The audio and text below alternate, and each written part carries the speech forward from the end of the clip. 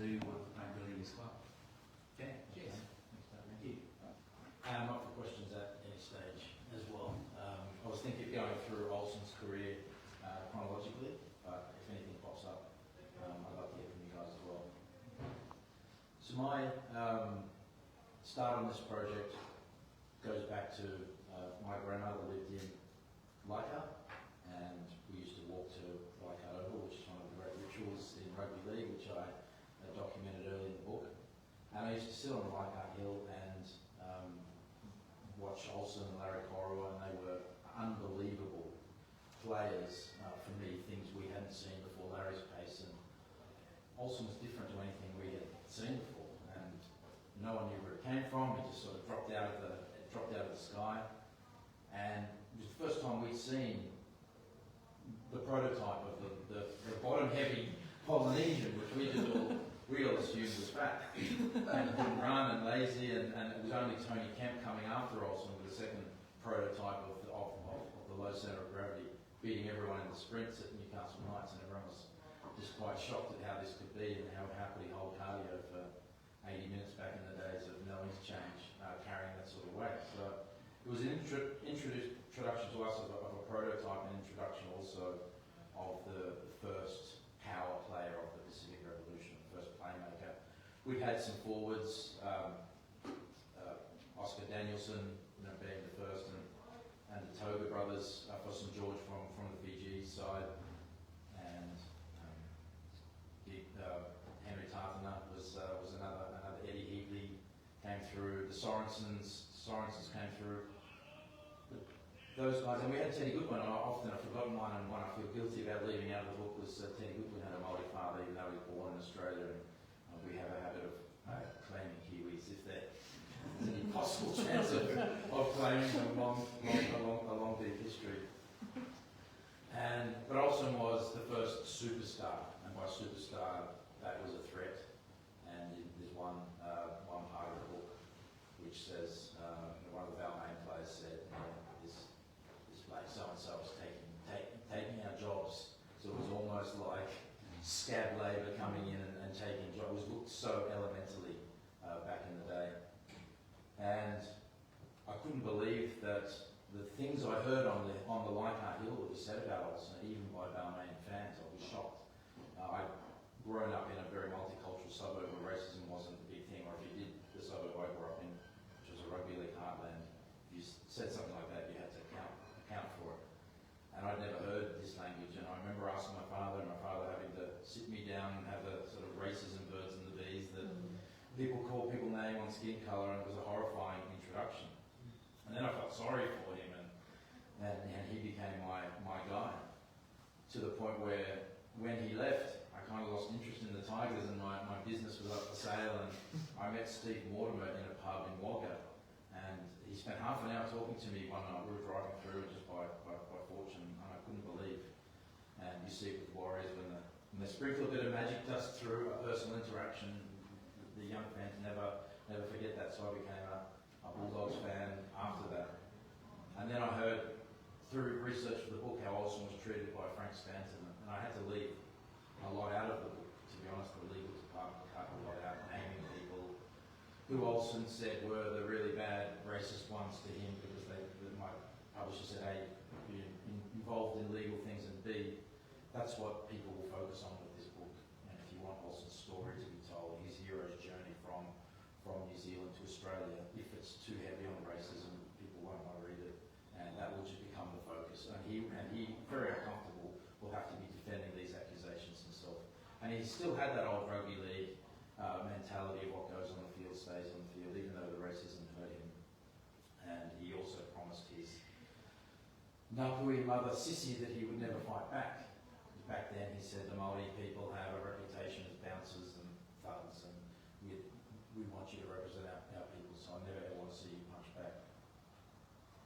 Going through the tapes one day, I saw Olsen of one of the early Kangaroos tours when he was playing against Wally Lewis, and Wally Lewis tugged his jersey, and Olsen got to the ground. I just saw him give Wally a little punch that his mother never saw, and I thought he wasn't a complete angel, because that's one of the most annoying things when you're trying to back up like Olsen does, and someone pulls your jersey back. That's a penalty try in many ways.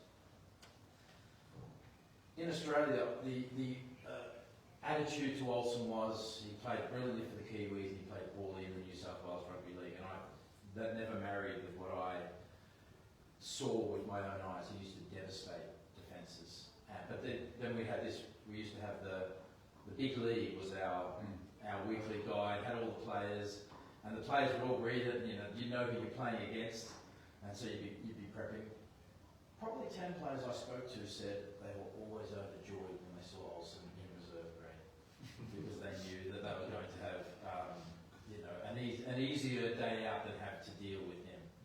And even guys like Terry Dames said, don't worry about ever what the media said. You ask the players, and we will tell you absolutely we dreaded facing Olsen, and we were overjoyed. Whenever he was having a fight with Frank Stanton, his coach. So back then we didn't have the media like we have now to dissect. We had the one main game on TV, and then you just hear things. So Olsen would be consistently getting dropped to reserve grade, and we'd be asking, you just assume he wasn't in form, or because you didn't get to watch that specific game, you only got to see one, the rest was on radio. But then I learned later, some of the players were saying that even when Olsen was playing well, Frank Stanton was so stubborn that he would drop him to reserve to punish him because he wasn't doing the sprints with the same vigour. And we've learned now that taking 100-kilo men on 10-kilometre road runs consistently is death to your knees. And it's sad seeing the old rugby league reunions where they're bone on bone now, just walking around. And yes, you can say we knew no better, but Olsen was right. Customised training, props and wingers should have completely different training for the demands that their position asks of them. So Olsen's labelled under this stereotype, and it's a very suffocating stereotype that you were lazy. Once that's in, it can't be shaken. It just fitted the narrative so beautifully. You still hear it today about the Warriors, they're lazy trainers. No one knows what's going on at the Warriors camp, whether they're training hard or not, but there's this constant thing that Polynesians are lazy. And guys like Ruben Wiki have just an absolute unbelievable yeoman in every sense have changed that a bit, but it's very convenient. You don't have to think if you just got a stereotype that you can just lump on people. So Olsen labelled under that. And you go to any pub in Australia, it's like, yeah, he was great, hopelessly inconsistent in the New South Wales Rugby League. And the joke was, why doesn't he wear his Kiwi jumper under his Balmain jumper, or his Kiwi jumper under his Roosters, or his North Sydney jumper? But his close friends, guys like Wayne Wigham, who was diagnosed with depression, his centre partner was diagnosed with depression, and Olsen basically didn't leave the house for 2 years. The racism was so bad. Outside training, game, and he would always leave straight after the game, not even stay around. He was famous for just getting out of it because he didn't want to deal with it.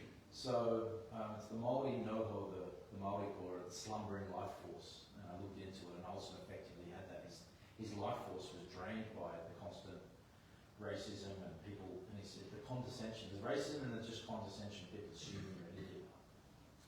And it's fascinating, a lot of people say Olsen wasn't the smart man, and traditionally he may not have been book smart, but probably 10 occasions he said something to me that indicated to me that he knew what was going on, but just didn't want to speak and engage. So he was way more street smart than people gave him credit for. But what tripped him up was his loyalty.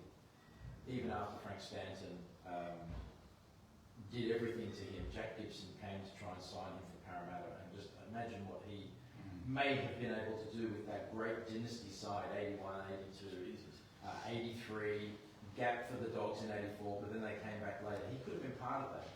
And Jack Gibson was, funnily enough, when I spoke to Graham Lowe, his inspiration was for being his man management style was Jack Gibson. You learn everything off Jack, that you come up with a portfolio approach to managing players. You don't do one size fits all. That's not the way to get the best out of anybody, let alone Polynesians who treat you like a father figure, and then once you've broken that trust and loyalty, that Joey Luluai style, you're not going to get your $900,000 worth of salary if you don't treat them like an asset to be managed. And so we could have gone to Jack with loyalty, just stayed with Frank, and then those last couple of years, 1982 voted hardest player to tackle and voted third best tackler. And that's from the players. That's cold metrics outside anything anyone says. He got to that level in the New South Wales Rugby League and played survey. A lot of store in those surveys back then. People would sweat on those surveys, and the players would enthusiastically look forward to where they rated amongst their peers. So the key to this book was the jigsaw. No one in Australia knew anything about Olsen. Olsen came at 23, and that's real late bloomer style in the modern time rugby league. And no one even knew the Fox Memorial Cup existed, let alone whether to respect it or not. Yet somehow from what they call the long grass of Canterbury, Auckland, bits and pieces with Hawke's Bay, even New Plymouth, Tumbies coming from those regional, not regional, but major fringe cities. Somehow, somehow they would always surprise us, or from say 83 onwards, which is what I remember. Even that 83 shock, absolute guys no one had ever heard of, and these guys would come over with different game plans. And Graham Lowe, I learnt, he knew how structured and robotic the NRL had become, and they had Kurt Sorensen out doing a few clothes hangers because they'd gotten rid of violence. They'd forgotten the violent side of rugby league, and the Kiwis introduced it back in there. And I remember poor Des Hasler made his debut, and Kurt Sorensen absolutely terrorised him to a point he'll never ever just hunted him down. You've got a half Tongan, half Vikings. a double whammy of marauding, all packaged into one little 5'10", package with a bad attitude around Aussies. I met Kurt at the 2017 reunion of the 85. No, might have been the 80. The year where Auckland did 77. Yeah, the 40th year of the 77, where Auckland dominated and beat all the international teams. And the nicest guy out there, and has always been looking to help me with the book, and however with Olsen, but gee, I wouldn't want to get on the wrong side of him. And these guys would just appear on our screens, just as I said, Olsen, they appeared out of the portal. Our rugby league we didn't follow, and as I learned, the Fox Memorial Cup, and I'm sure it was the same down here, was actually a good scandal. It was just a different style, because there was no poker machine clubs to underwrite the game in New Zealand, so they had to play an entertaining, fan-friendly style, whereas in Sydney it did. It just became about winning. And New Zealand doesn't need to feel alone in the New South Wales Rugby League's disdainful treatment. Brisbane got it as well. If a Brisbane person came down, they were treated like misfits, and your competition's crap. That's why the greatest reversal in history was the first 5 years of Origin, where Queensland just kept.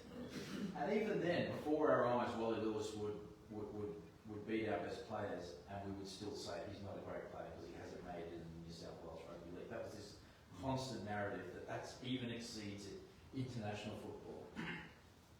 So Queensland was our first big influx in, and then New Zealand has been the second big influx in. But nobody in Australia had any idea. Olsen just appeared out of nowhere, so he was expendable and easily scapegoatable, because he didn't have, if you're going to drop Olsen versus the local boy, he didn't have any family, anyone to offend. It was just, he was easily scapegoatable for him. And they used to say, why did Olsen get the blame? Some of the players would say, why is he getting the blame? We all played crap. Well, he actually held up. Because Olsen would come in and do the forwards work as well. Because he was verging on a forward and would comfortably play long. But he would run the ball out and pinball out and get those dirty meters and help the forwards out as well. And a lot of that stuff wasn't acknowledged. So, and then you've got the Kiwis on this side who really didn't know what happened to him from the age of 23 onwards. They had no idea what he was going through. His family didn't know. Phone calls were super expensive, and there's one story of Olsen having $800 a month phone bill back in the day when it was $1 a minute. He was just so homesick, just at home talking, and it's just horrifying to think now how lonely that must have been, just him on the phone. He never wanted to come here either. he thought from the 1978 tour, he thought everyone was rude, and he didn't want anything to do with Australia. But his mother said, "You're 23, you've outgrown the Fox. You've won the Steve Whitney medal. You've had the Cora White cloak over you, which he called the Golden Fleece. And there's nothing more to you to do here." So, you know, a lot of Polynesian boys don't want to leave their mother. That's the family structure. They want to protect and be around. So his mother just, you get on that plane. First day, Olsen at Balmain training, have to do the Bay Run. Devastating 10-kilometre run around Sydney if you're around Sydney Harbour if you're a big guy. All the others used to cheat. Frank Stanton jump in the car, splash themselves with water and do it. They just left it Olsen vomiting after the first day, and then he's sitting on the steps of Balmain Leagues Club and he says, "I want to go home."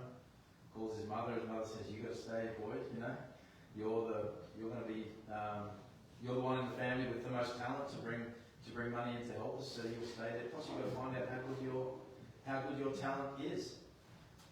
So we've got these two jigsaw pieces, and once you went to Australia, news, even in more advanced times, you had to wait till Thursday or Friday for the VHS to come into the stores to watch the previous weekend's Winfield Cup matches, or they put them on at 1 a.m. and we'd have all the New Zealand League fans pre-video blearily staying up to watch their games.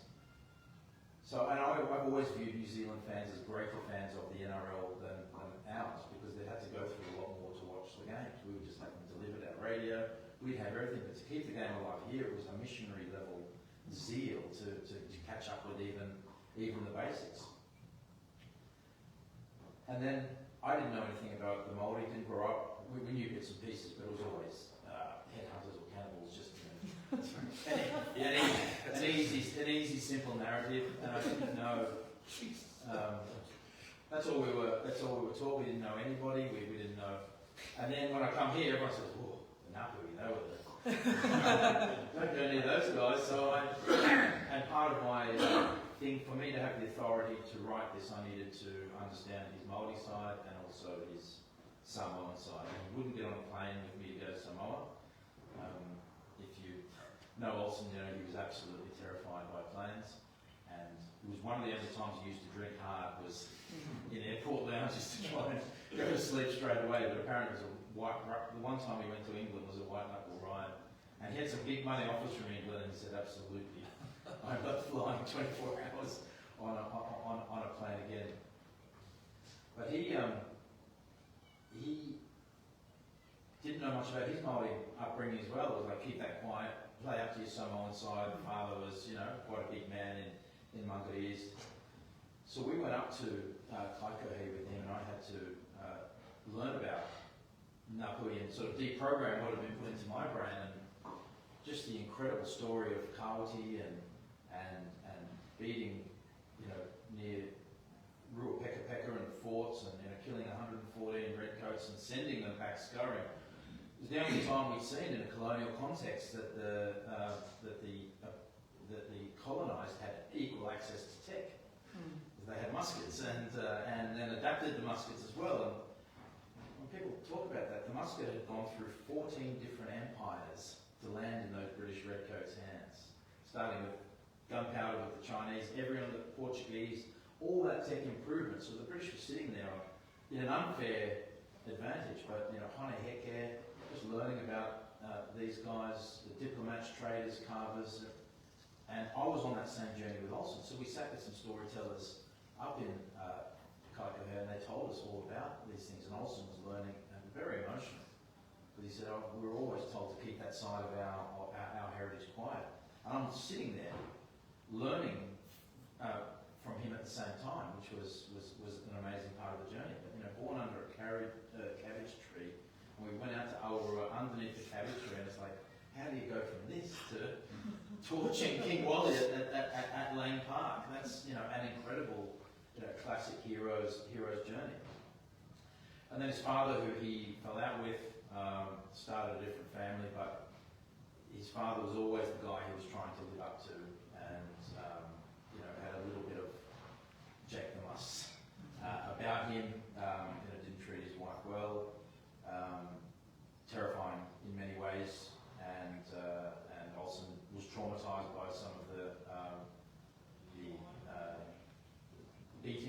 from his father, and Olsen wanted that in there. He wanted, because some people said, why do you put it in? It's like it's Olsen's story. It's not for me to say where that should sit, because Olsen was loyal to his mother until the day she passed. But his father was just one of those Samoan guys who copped a lot of racism himself, and that can build some self-loathing, and sometimes it manifests itself in some really negative behaviour. But there were times when he really supported Olsen, and it's funny, his father had the pivotal moment, because a lot of people don't know that Olsen at the age of 16 was the captain, in year 10, was the captain of the year 10 is year 10 year, I imagine, but the same age, but he was the captain of the New Zealand secondary school's rugby league team, but he was also the star of the rugby union all-stars team playing alongside Joe Stanley. And Joe Stanley said to me, Olsen was way more suited to you.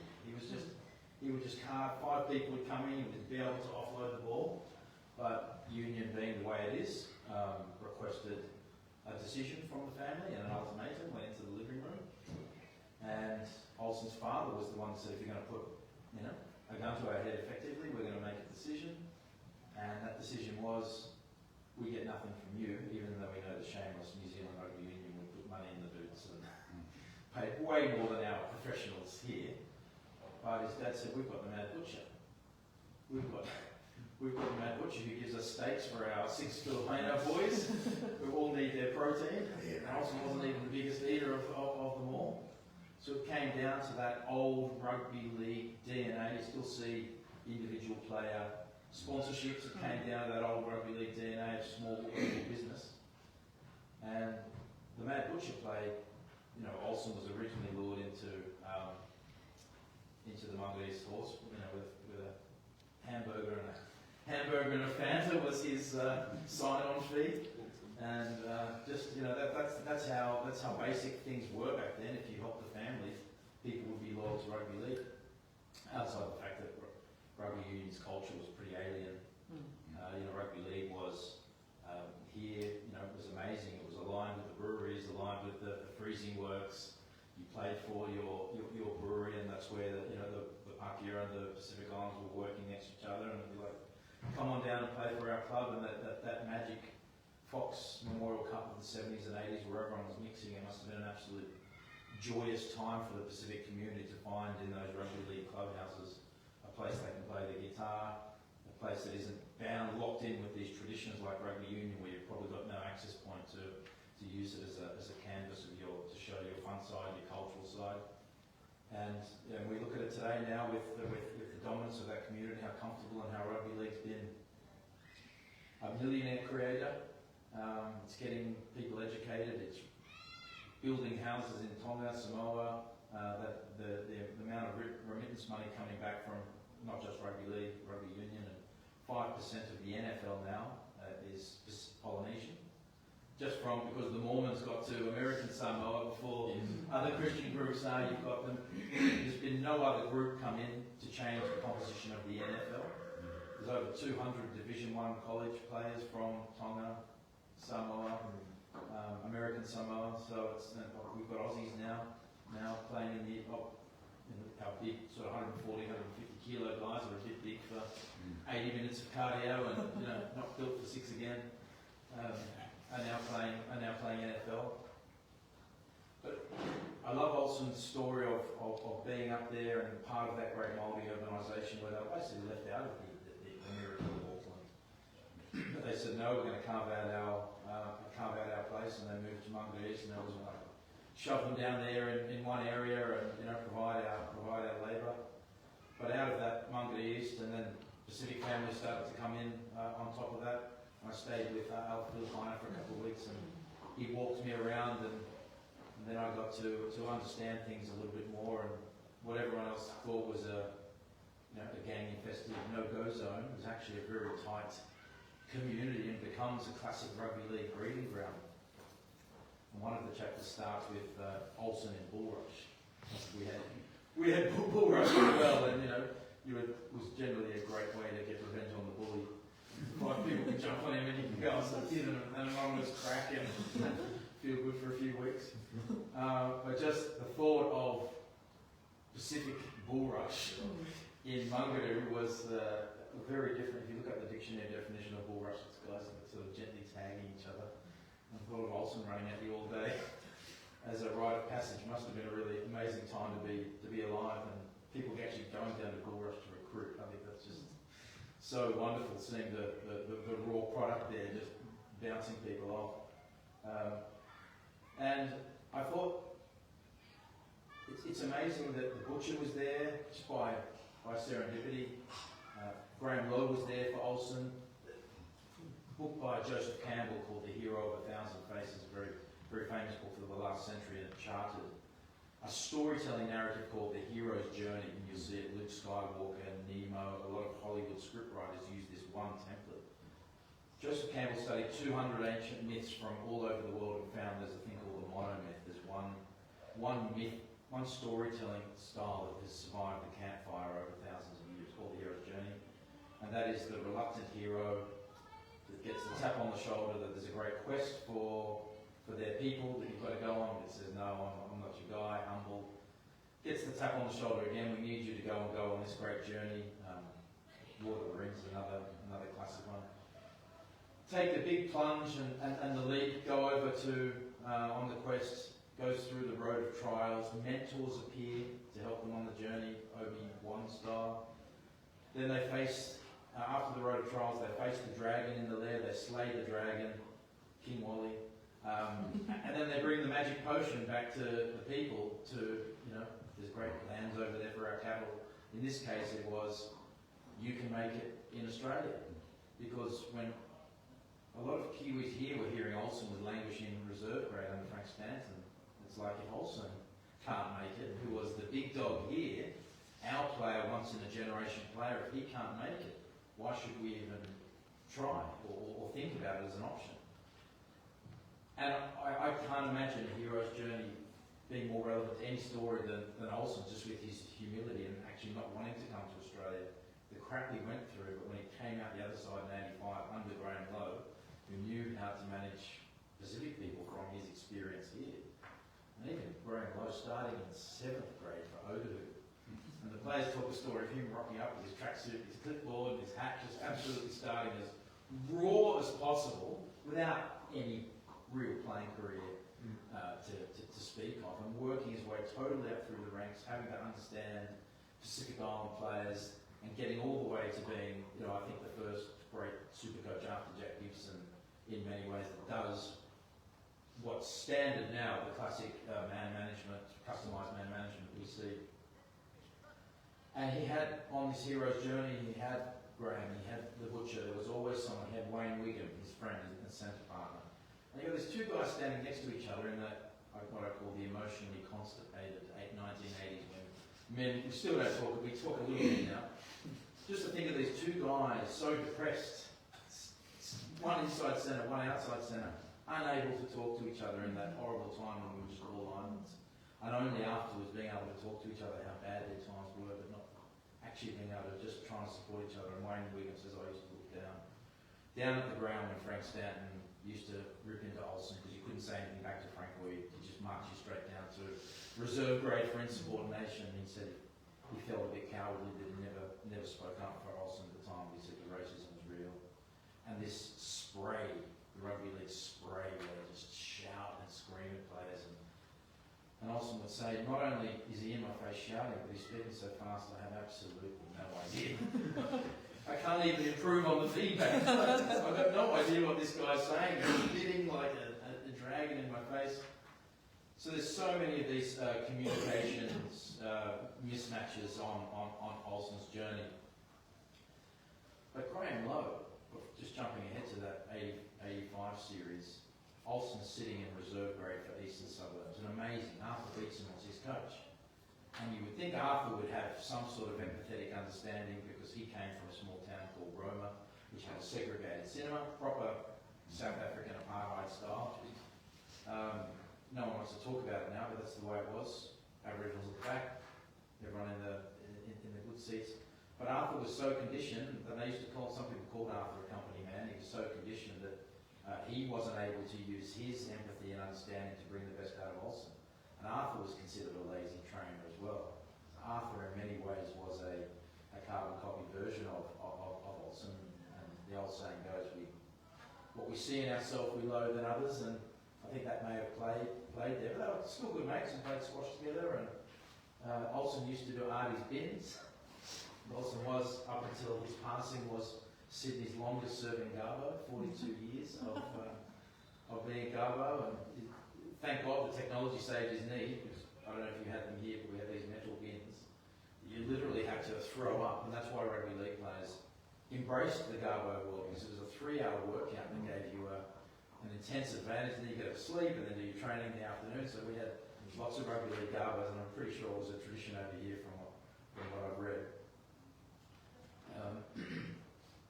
But even hearing the tales of Monthly East, I mean, how hard was the Black Power were in there? And there's one story of Alan Pardo bringing a shotgun to training because people were unruly, just coming out of the car with a shotgun and, you'll do your burpees now.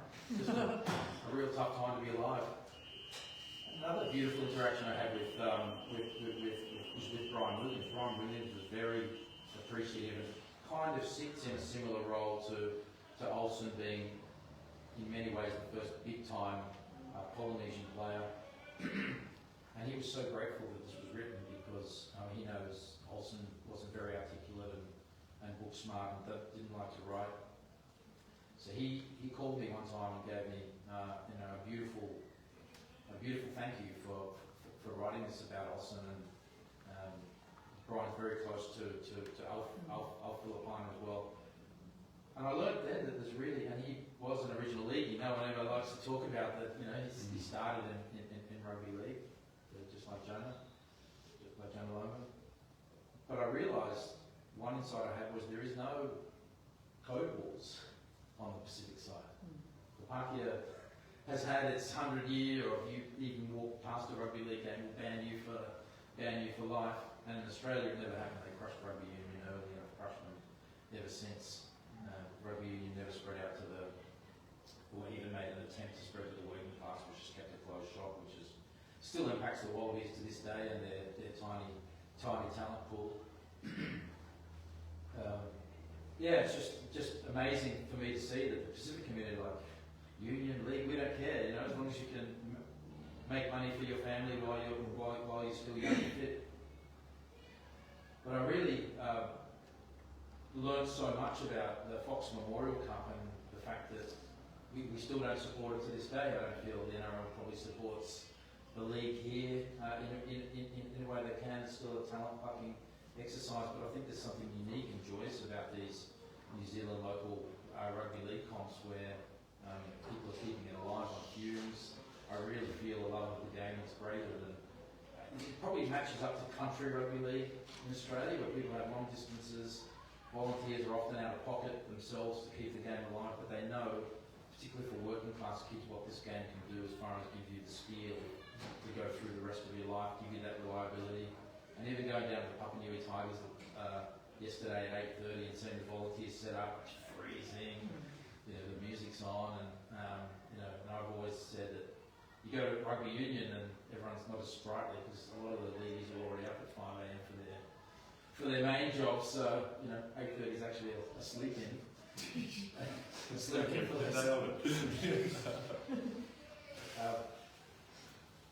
And Leslie, you've got you've got him without his partner in Sydney, miserable. Leslie moves over. She doesn't want to move over to Australia as well. She's very smart, very well educated, and she knew what he was going through and kind of was reluctant to go and be part of the horror story, but she goes over and supports him, and it's really just an example of how important a partner can be. And then he arrives in Sydney. That first day of training was terrible for him. He's vomiting. He doesn't like it, but then he goes into the main team, and his first year is a guy called Dennis Tutty. First year coach Dennis Tutty is famous in Australia. He took rugby league on the transfer market and fought for players' rights. Actually had some years out of the game and had bad mental health problems. So and he was very generous. So Olsen's first year was one of his favourite years, and then Frank Stanton came in and gave him 4 years. But the players loved him, and he was so loyal that he didn't explore those other options, and that's one of the things I look back as a sliding doors moment. That it was a little bit sad. And Olsen was getting racially abused all the time. He told me who the players were who were the worst, and naming them then opens up a whole can of worms. But he was always quite revenge bound to get them legally as well. So he would take their number.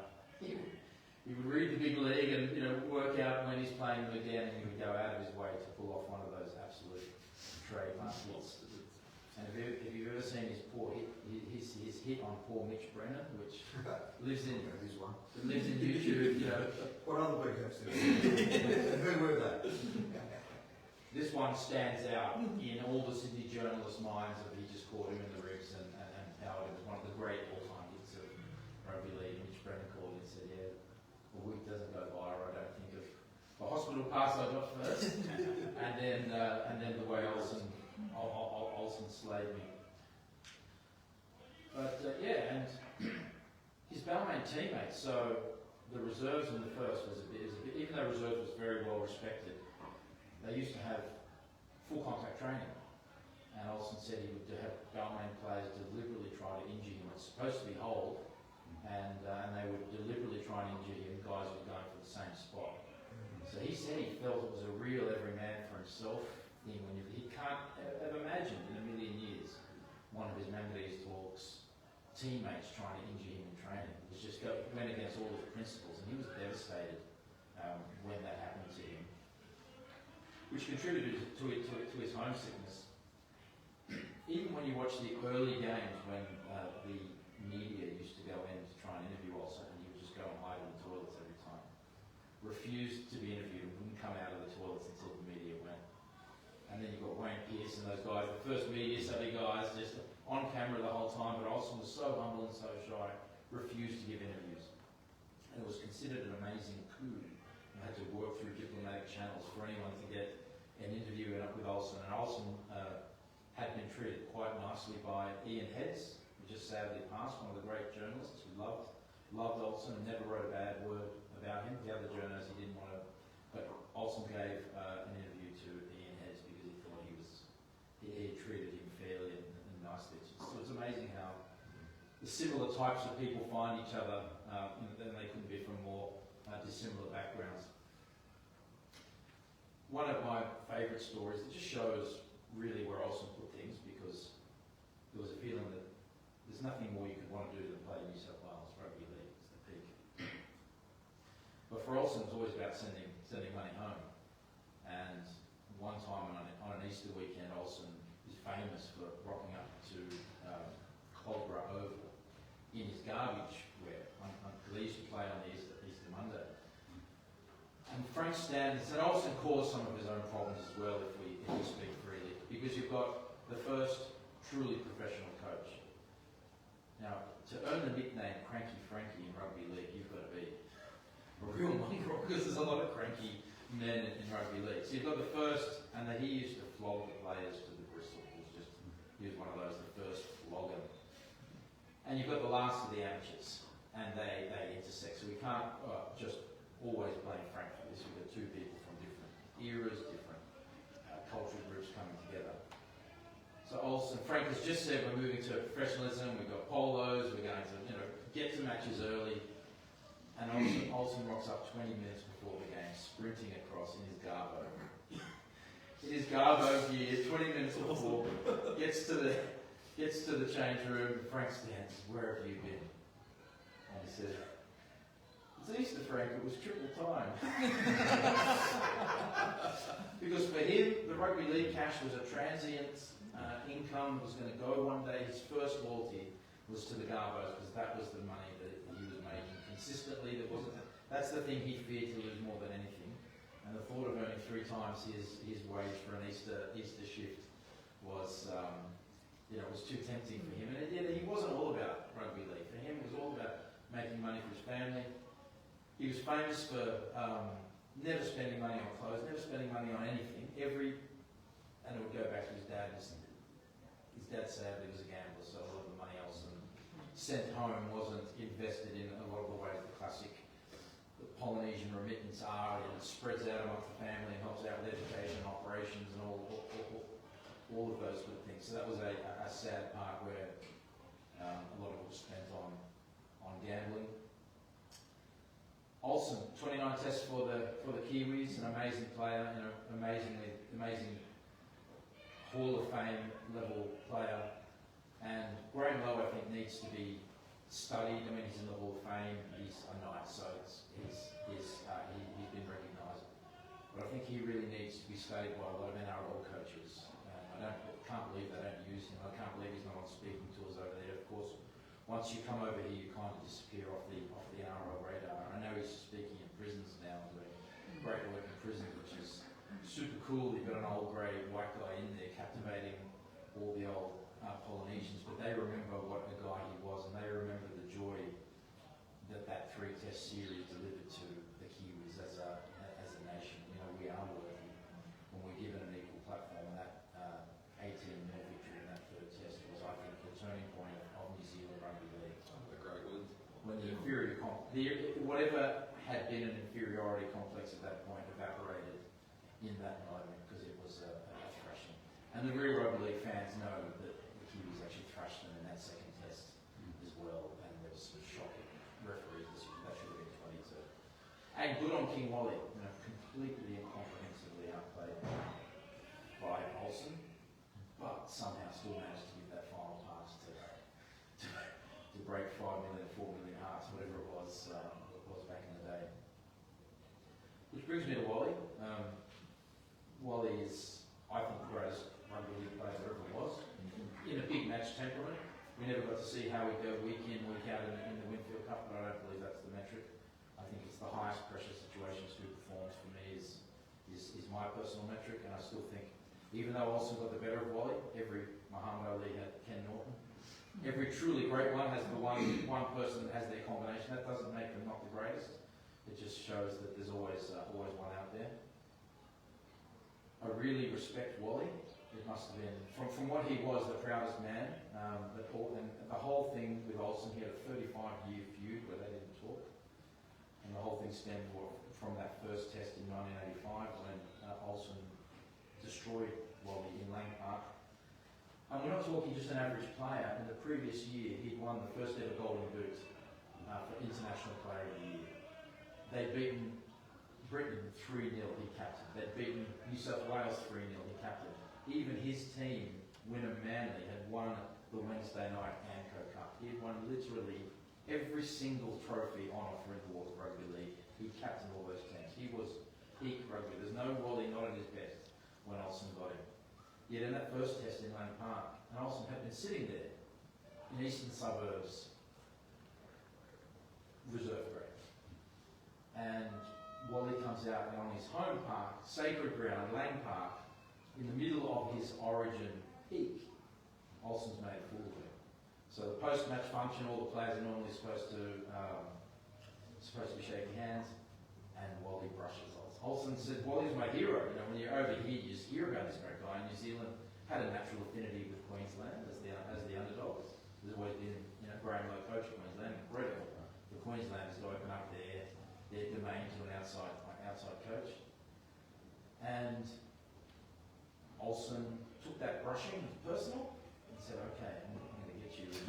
You wait till you get to our muddy bog in Carlo Park. It's going to be a massacre. And there's a great historical parallel. I don't know if I put it in the book, I forget, but the Battle of Teutoburg Forest, where the Romans went deep into Germany, and the Germans couldn't beat the Romans in open warfare because they had all the structure and the discipline, the phalanx like the NRL, but they lured them into the muddy bog in the forest and just ambushed, and they just destroyed the Romans. And so it's a famous underdog battle. And I felt similarities to that with Olsen just waiting to get him on Carlo, which was his absolute stomping ground. Been there since, sneaking through the fence, and loved it all. And it was just said everything about New Zealand rugby. The change rooms where the kids could go and listen to the speeches, and even next to they edited a lot of it out of the book when the two coaches pull up next to each other in Carlo for the 3rd test. The kids, we're going to get you. And I was just, holy hell, we're normally doing the intimidating with these guys calling us names.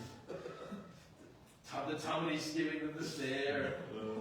Because there's two things. You've got Olsen beating King Wally, which is great when you see one of your local products beating the best player. But we can never underestimate Kevin Tumbley and Greg Dowling. That's the best fighter.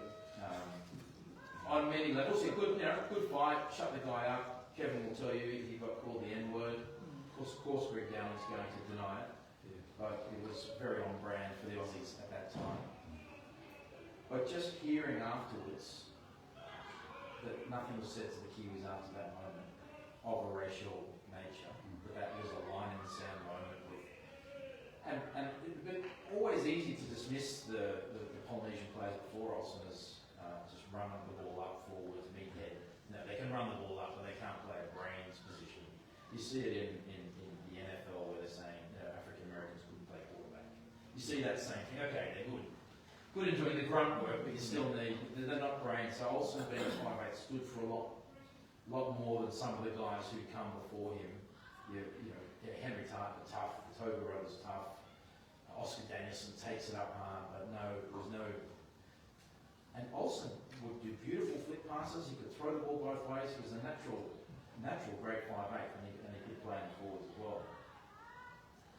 But that line in the sand moment, and then also in the second test, really, and gets man of the series in a losing series, which is a rare beast. And anyone that if the Aussies had ever paid remote attention to the previous series in '84 against Great Britain, they would have seen Olsen looking imperious, particularly down here in Canterbury in the mud, just fending off Kiwis and just this big presence, could stand up in the mud, offload, and really help set up that magical team. Fred Ackoy outside him, James Lillewine, just all great players. Real shame. Fred Ackoy spoke to him, spoke to James, just the way James was treated at Manly, like a substandard human. Paul Ford openly mocking him. They're the guys that didn't stick it out like Olsen. They said, "Why do I need this? I go to England to get absolutely respected, get loved." Mark Broadhurst said the same. It's a shame Mark can't be here, but I got to speak to Mark before, and he talked about how much the Kiwi players back then looked forward to playing another team just because they could talk to a fellow Kiwi afterwards and swap these horror stories. And Mark Broadhurst goes to show the bias wasn't just against the Pacific players. Paul Vorton says he was one of the best players he'd ever seen. But this Ray Ritchie guy, the coach at Manly, just kept him in reserves and felt he was this sort of outside presence that had to be tolerated. And the fear of the outsider was so great that it overrode some coaches actually putting the best team on the paddock. Really strange time. So in those days, we used to hear that, tests would be coming up, and so Kiwis players would get sent off. Suspended. Yeah. So they couldn't play in the test. Do you think there's any truth to that, or just I think you would never get anyone to admit that. But when I hear stories about players trying to maim Olsen at training, when I see stories of Cronulla not releasing Kurt Sorensen because of the disrespect for rugby league, for the referees to be in on it, that's a major thing, and you can see how, with all the other evidence, I can see how a Kiwi mind would think that there was a grand thing going on. But for the referee, maybe the referees felt they were protecting that. Maybe they're not immune to the sentiment of the time and feel like they're protecting something as well. Because it was all from 71 to 83 when Kiwis didn't win a test. They weren't a threat. They were just a cute little brother that would put on a couple of tries, but poor little amateurs from over there doing their best. And even that rule where if you went and played Australia, you couldn't play for the Kiwis. I mean, what a decision those players had to make to forego the black and white jersey just because they want to go and try their hand in the. Just imagine if you went to play for the English Premier League in soccer and then you weren't allowed to come back and play for your country. It would be devastating. That you would lose your best talent. When I asked Olsen about the player that he admired the most, I got a bit of a surprise. It was Mick Cronin. Gangly Parramatta guy. Yes. And just hard to put down, always getting the pass off. And it was really, I was expecting Brett Kenny or Wally, but he said, I reserve grader, and Olsen was actually playing sort of centres and different, they're moving around different spots. Graham calls his mother Sissy, and they speak for an hour on the phone, which was an expensive exercise back then, and had to convince Sissy first that Olsen could play 5/8 against Wally, and then Graham goes to Olsen and says, spoke to Sissy for an hour. She says, on your good day, you've got it over Wally, and you should play. And Olsen's 10 foot tall, and he said when he pulled out the Kiwi jersey that time, I felt Chris, that black and white, if anyone ever changes that, there should be riots on the streets, what that, people, the blood, sweat and tears of that jersey and the respect that jersey has earned for Kiwis. And then also after so he has his Eastern Suburbs stint under Artie, which is, but again, he played the last 8 games and almost got them. He still plays well outside the narrative when he's given a chance. And again, I speak to his teammates, none of them can understand. None of them can understand. And there's there's a story in there, and he's just still got this big heart. There's a story in the book about Olsen. There was an Aboriginal player he played with who was freezing, and Olsen just gives him his jacket and says, you can have, one of the big puffy ones, and Olsen says, you can have it. And he's just this generous guy, and Leslie's not happy at Eastern Suburb because there's clips there, and then he gets to North Sydney. North Sydney was a very different, and one of the most cowardly acts in Australian sporting history is to get rid of the North Sydney Bears, because rugby league was very uncomfortable having a middle class, upper class club. They used to get 14, 15, 16,000. There's 5 rugby union clubs up in North Sydney's catchment. They were swatting them all away like flies.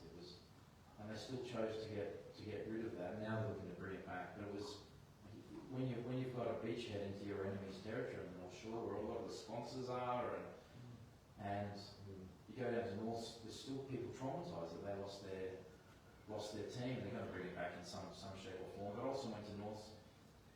The first year he had there, under Chica, was the happiest of his life. They respected him. Leslie, his partner, was happy. It was great times. But then the second year, Frank Stanton comes across just as one of those horrible times for Olsen. Vindictively keeps him in reserve grade a whole year until they're in trouble. Pulls him off the bench one time when they're in trouble, and he pulls off a miracle game and shoves him back down. And Olsen walks up to him and says, I know where I'm going. And Frank says, yeah, you go there. Imagine that to your second highest player, bearing an old brooch. I'll give credit to Frank Stanton. He took my call, accused me of trying to make him out to be a racist, which was had some awkward moments, but I'll always have respect for him for fronting up, and he denied all of his role in that. But if you were to have a truth and reconciliation session with his teammates, I would all say that they were racially charged comments. And I'll give credit to Wally. Not only Wally said that Olsen was the second highest player that gave him trouble behind Brett Kenny, and Brett Kenny should be an immortal. He was a simply extraordinary rugby league player. So that's high praise from him and Wally only played 5 or 6. Olsen and Wally only played 5 or 6 games against each other.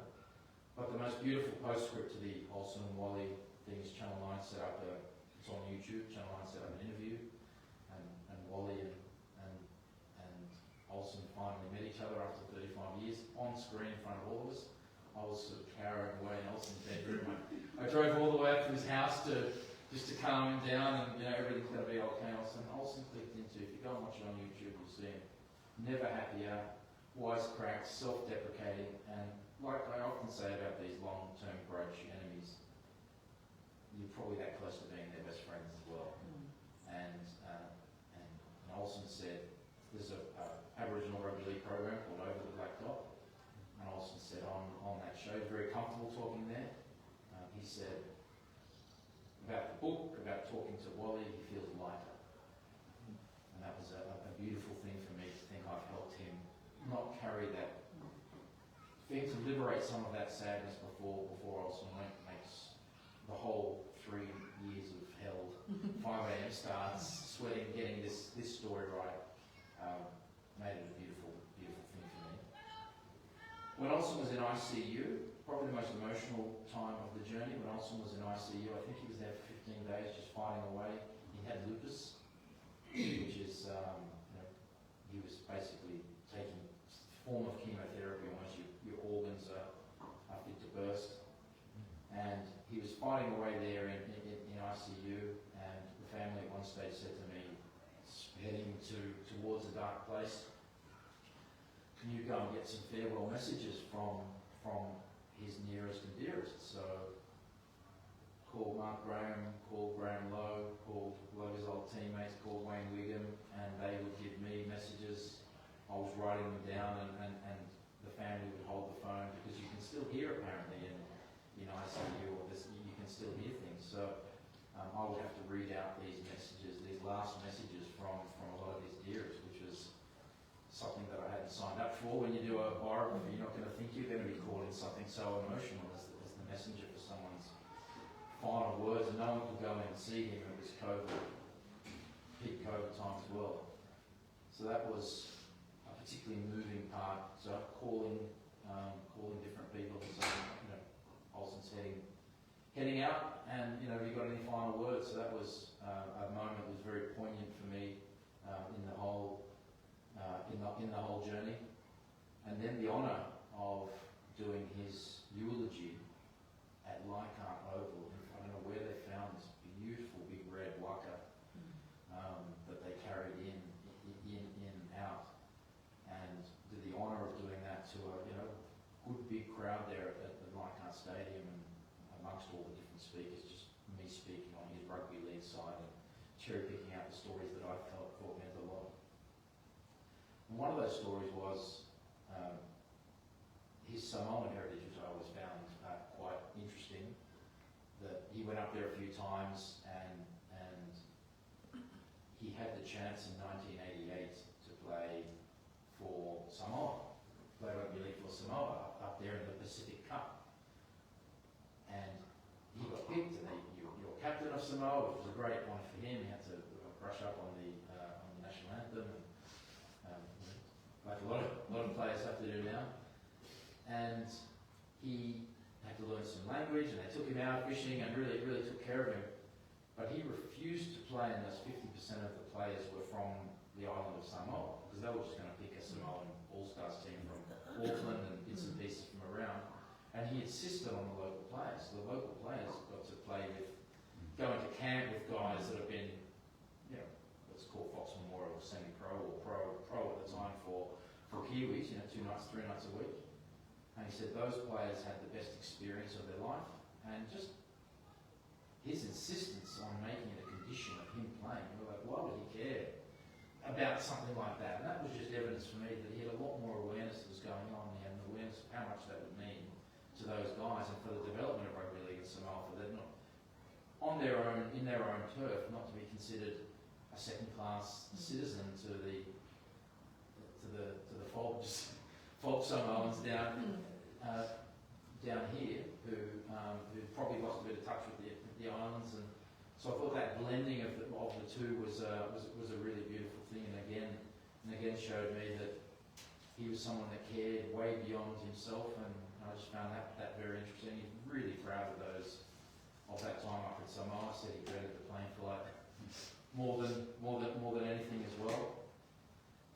And even just you hear little stories about, Jonah Lomu wanted to meet him. And we forget that outside all of his rugby union, that Olsen was his hero, and his brother said, when they played bull rush, he was always Olsen. So the next generation of poor bull rushers had to deal with a monster bearing down on them.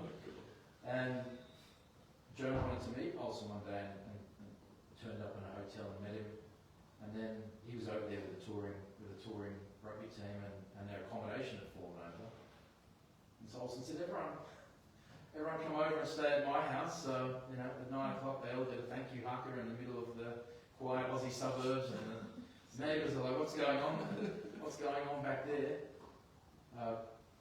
And he said the hot water ran out, everyone's having to shower and whatever. So he's still bringing that big-hearted hospitality, which I found fascinating. And then even when he was inducted into the Hall of Fame in 2007, and his 20 of his family turned up from Hastings. On his Māori side, they turned up, and they said, can we get in? It's ticketed, closed the event, and Olsen said, nope, I'm going to go out with them. I'm not going to be part of it unless you've got to let them in. You can't. I've got to face my family, and I'd rather go in a pub with them and celebrate than do this. So Olsen goes and talks to everyone. Security's like, okay, let the 20 people in. And now we see a lot of people doing huckers at award ceremonies, but the original was Olsen's whole family, extended family, 20 of them, doing a celebration hucker and really spicing up what I imagine would have been quite an antiseptic, traditional event. So there again, he's putting family over anything. He said, if you really want me here, you have to do this, because I report to a higher power than you. When I talked to him about what is your highest, what's the highest you ever had, he said it was always, even back in the old days, entertaining the crowd at Carnival Park. Because I know when I turned up how important it was for me, doing horrible, wretched factory work, to turn up, you were the kings for a day when you went out to Carnival, and they had back-to-back games in the 2 grounds, all going on. And he said, for me to entertain the Carnival Park and have them come up and say, I felt like we got my money's worth today, he knew how tight the money was.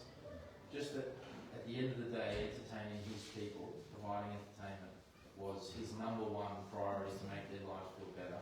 I thought that was really cool. I assumed he was going to say, And yes, tossing King Wally was at Carlaw and as part of the law, but he was talking about before then, back in the day when Carlaw was just a windy, sandy, sort of hellhole by modern standards, but was probably the only place outside church where a lot of Pacific people could come and feel they are first class citizens. That they could go and feel this is our place.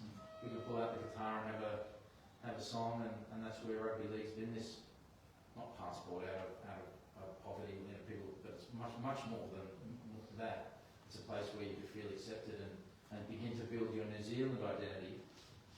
Because after those dawn raids, just imagine sitting around in the house and hearing the stories of your uncle that had to hide under the bed when people came. As our Filipaina points out, 2/3 of the overstayers were Aussies and Poms. Yet they only targeted the 1/3 Pacific. And just imagine when you have something so clear and so crisply delineated that you have been considered surplus to requirements now, and chasing your loved ones out of the country as cold to get back there.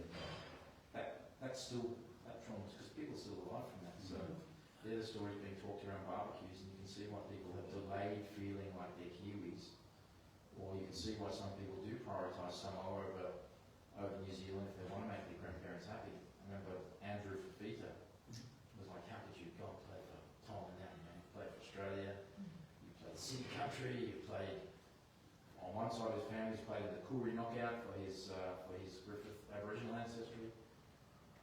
And then you see on Instagram where his grandfather, he announces to his grandfather's crying uncontrollably that his grandson's come back to acknowledge that part of his heritage. And that amazing Tongan 2017 miracle that happened right here. I did the World Cup match at Hamilton. I went to Tonga beat New Zealand. It was unbelievable.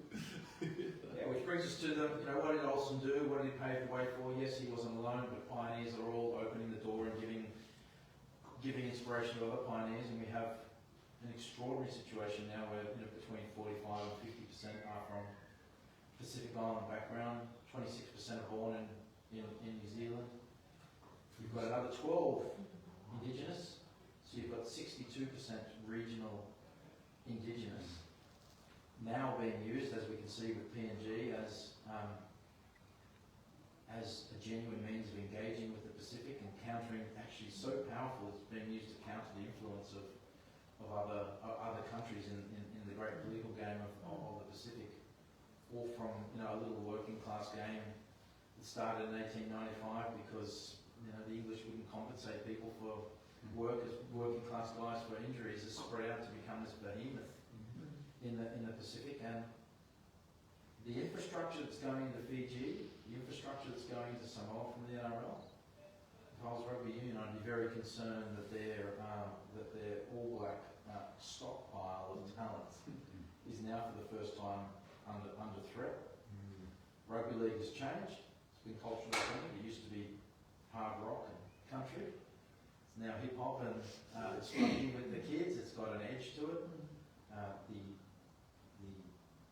normalisation of risky moves, like the one-handed offloads or whatever that used to be the coach killers in the old day. It's normal now. The diving tries on the sidelines, which is one of the most entertaining spectacles in world sport that didn't happen before, has come about via the Pacific Revolution. So it's made the game much more spectator friendly and has completely changed the commercial and respect trajectory of these communities in a way that rugby union was never able to do. So I find that amazing that it all starts from these first guys that went across and believed, because rugby league could easily have been snuffed in this country a number of times, from local governments being in cahoots with rugby union and denying facilities, from this black banning players for life from playing. If they hadn't had that silly rule in, they could have had many more players access to. But also for me typifies what New Zealand rugby league is, just resilience, having to ignore obvious slights the whole time and bite your lip, just being treated like a junior partner when you're an actual major stakeholder in it all, having to beg for a second team when to any fair person it's the most obvious thing. When you finally got rugby union in a position you could have only dreamed of 20 years ago, you finally got them where you want them, yet you have to go and make a case, so to speak. Even no one likes to talk about it, but the Pākehā really has left the game in the North Island in a participation sense. By my estimations, there's only been 5 or 6 Kiwis since 2000. Over the 200 Kiwis since the year 2000, there's only been 5 or 6 Pākehā, and it used to be 50-40% in the 70s, 80s. So bring the South Island in. There's some big farm boys here that I think would love to have a crack at rugby league and broaden the talent pool, because even in Sydney, a lot of the metropolitan areas, they won't bring in. I think one of the biggest revolutions I saw here was the under 85 kilos rugby union, which has brought a lot of people back to the game that have been ruled out just because of the size. I'm a soccer coach in Sydney, and I'm getting a lot of what we call the rugby league refugees, whose parents won't put them in with the Polynesian boys because they're so big at that age, and they're bringing a physicality to soccer. John would say, that's not part of the round. It's not part of the round ball. But if there was an under 85 kilos division and weight base, the stupidity in not adopting weight base to keep people in the game, because we've seen that a lot of the other communities actually level up at the age of 16 in size, but by then the kids have been out of reps, they're going to go play another sport.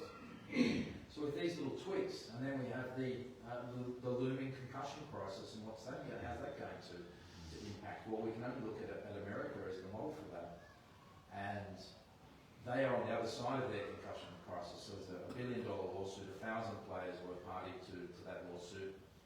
Now in the USA, you cannot play an insured referee game of American football unless you're in college or the NFL. There's no Papua Nui Tigers of NFL over there at the low level because the insurance premiums are so high the groceries clubs can't afford it. So you've got to make it into college. The colleges, of course, have an unbelievable amount of money because they have no salaries, so they can afford the insurance premiums. The NFL can afford the insurance premiums, but that's the long-term situation. So when I hear people talking about the ban on head highs, that's such a short-sighted. To keep any form of contact alive at grassroots level, rugby league has to comply with the insurance companies, and that's just the cold ground. No going soft. That's all absolute nonsense. If we want to keep this game alive, which has physical contact, and I don't want to live in a society that has no boxing and no rugby league to scoop up these guys, particularly guys that don't have dads, and put them in a game where you get that second father, you get a Graham Lowe, or you get a boxing coach that will, as long as you turn up on Tuesday to do your sparring, that guy's going to take care of you.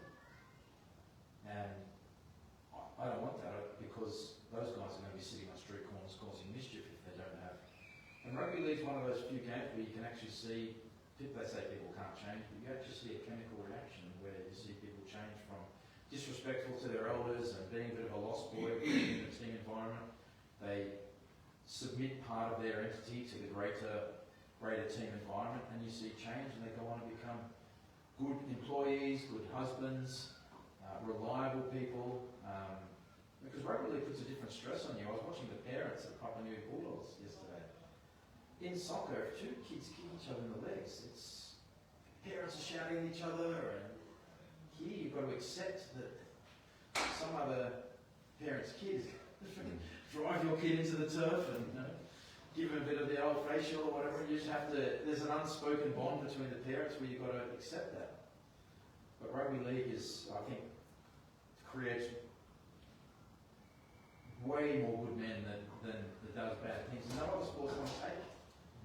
Tennis isn't for everyone. No other sports want to take these guys. You're not out of jail.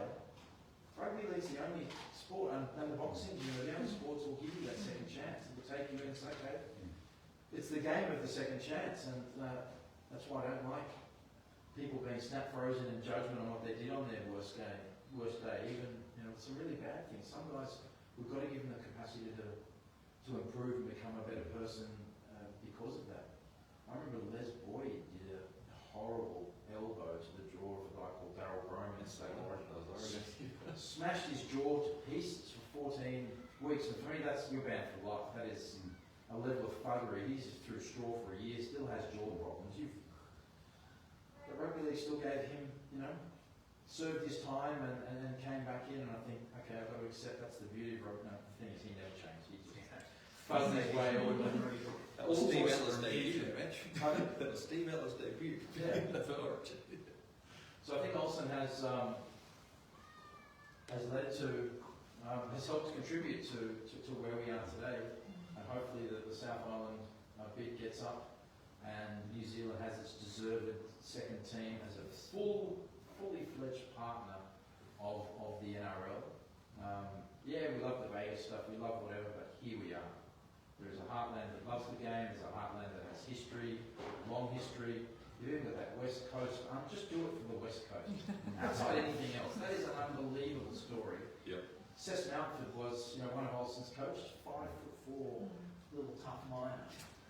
Went over and became an amazing player in England, a Hall of Famer in England.